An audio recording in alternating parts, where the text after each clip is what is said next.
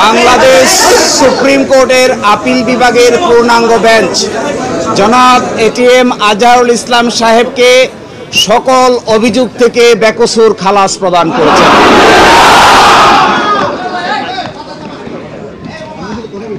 আজকে থেকে এখন থেকে জামায়াতে ইসলামীর সাবেক ভারপ্রাপ্ত সেক্রেটারি জেনারেল জনাব ATM Azharul Islam is an innocent man.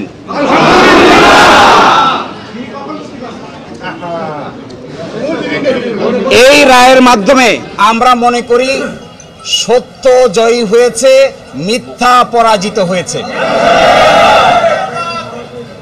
Truth prevailed and falsehood defeated.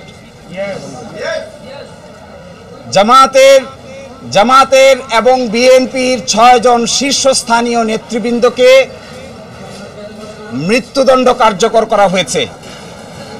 5 জন অন্ততপক্ষে 5 জন জেলেই কারাবরণ করেছেন, জেলেই মৃত্যুবরণ করেছেন। দুনিয়ার ইতিহাসে এটা নজিরবিহীন নির্যাতনের শামিল। জনাব এটিএম আজহারুল ইসলাম সাহেব সৌভাগ্যবান, তিনি ন্যায় বিচার পেয়েছেন, আল্লাহ তাআলা তাকে বাঁচিয়ে রেখেছিলেন। তাই আমরা এটাও মনে করি এই রায়ের মাধ্যমে সিন্ডিকেটেড ইনজাস্টিসের অবসান হয়েছে। আমরা এটাও মনে করি এই রায় ঘোষণার মধ্য দিয়ে বাংলাদেশের আদালতের মর্যাদা সমুন্নত হয়েছে এবং আদালত 4টি অবজারভেশন দিয়েছেন।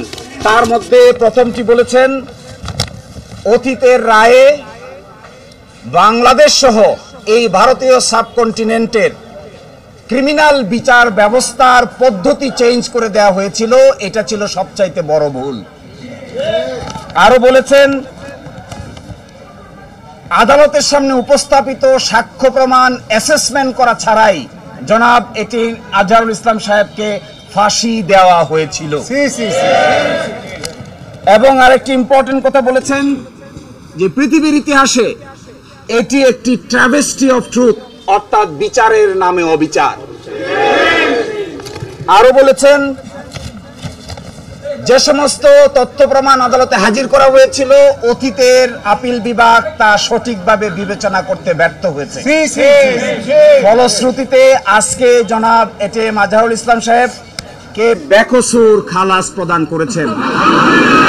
বাংলাদেশের ইতিহাসে নয়, পৃথিবীর ইতিহাসে এটি একটি নজিরবিহীন ঘটনা হয়ে থাকবে। এরই মাধ্যমে আমরা মনে করি ন্যায় বিচার প্রতিষ্ঠিত হয়েছে।